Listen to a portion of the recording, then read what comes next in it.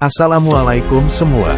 Video kali ini kita akan membahas kelanjutan video sebelumnya, yaitu kisah awal mula pembangkangan iblis dan terusirnya dari surga. Sebelum lanjut, bagi yang belum subscribe, di-subscribe dulu ya. Dan jangan lupa tinggalkan komen dan share ke teman-teman kalian, agar mereka tahu apa yang kalian tahu. Dan nyalakan loncengnya untuk mendapatkan notifikasi video tentang kisah para nabi dan rasul. Perintah Allah untuk sujud kepada Adam. Allah Subhanahu wa Ta'ala memberikan banyak kemuliaan kepada Nabi Adam alaihi salam. Ia diciptakan dengan tangannya, ditiupkan ruh ciptaannya kepadanya, dan juga diajarkan oleh Allah tentang segala sesuatu. Kemuliaan berikutnya yang Allah berikan kepada Nabi Adam adalah diperintahkannya para malaikat untuk memberikan sujud penghormatan kepada Nabi Adam. Allah Subhanahu wa Ta'ala berfirman, "Bersujudlah kamu kepada Adam." Quran Surat Al-A'raf ayat 11. Saat Allah perintahkan kepada para malaikat untuk sujud kepada Adam, mereka semua pun sujud.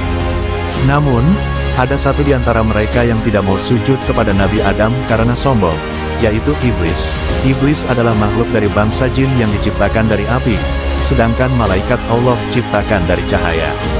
Walaupun si iblis ini bukan dari golongan malaikat, namun ia tetap harus mematuhi perintah Allah, karena ia juga tinggal bersama para malaikat.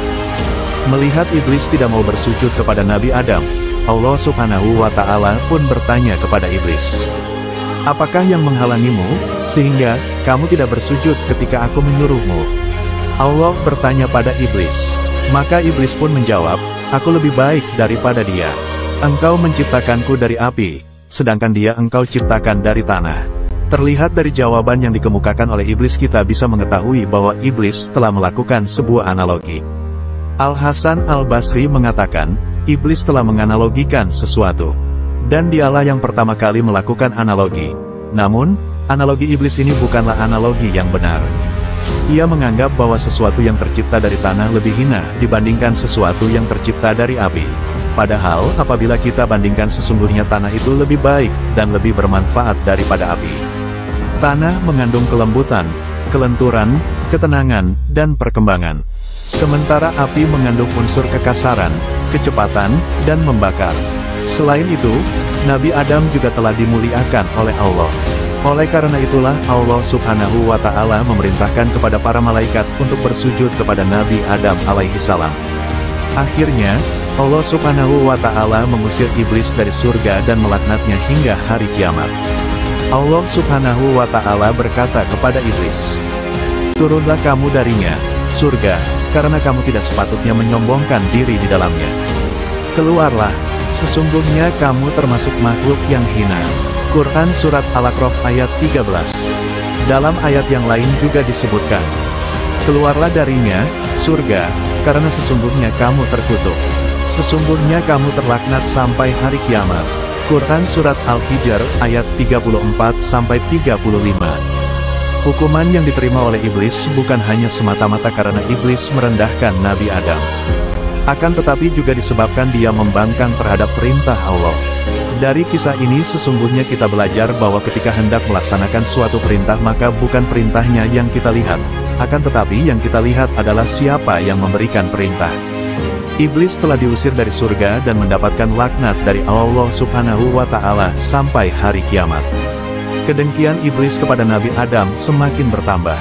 Ia pun memohon kepada Allah untuk mendapatkan tangguhan umur hingga hari kiamat tiba. Iblis ingin sekali bisa mengganggu, membahayakan, menyesatkan, dan memalingkan anak cucu Adam dari jalan yang benar, agar bisa bersama-sama masuk ke dalam neraka jahanam. Iblis akan melakukan berbagai macam cara untuk mengajak anak cucu Adam masuk ke dalam neraka bersamanya. Ia bahkan akan membuat perbuatan buruk seolah terlihat baik, sehingga mereka tidak menyadari bahwa apa yang dilakukannya merupakan perbuatan yang buruk. Dikisahkan dalam Quran Surat Al-A'raf bahwa iblis berkata kepada Allah, "Berilah aku penangguhan waktu sampai hari mereka dibangkitkan." Maka Allah berfirman, "Sesungguhnya kamu termasuk mereka yang diberi penangguhan waktu." Iblis pun bersumpah kepada Allah, "Karena engkau telah menyesatkan aku, pasti aku akan selalu menghalangi mereka dari jalanmu yang lurus. Kemudian, pasti aku akan mendatangi mereka dari depan, dari belakang, dari kanan, dan dari kiri mereka. engkau tidak akan mendapat kebanyakan mereka bersyukur. Allah Subhanahu wa Ta'ala berfirman, keluarlah kamu darinya, surga, dalam keadaan terhina dan terusir. Sungguh, siapapun di antara mereka yang mengikutimu pasti akan aku isi neraka jahanam dengan kamu semua. Itulah cerita singkat awal mula pembangkangan iblis kepada Allah dan dikeluarkan dari surganya Allah. Untuk kelanjutan kisahnya simak di video selanjutnya.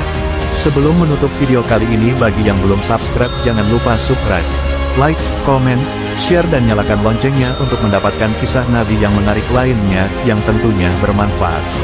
Assalamualaikum.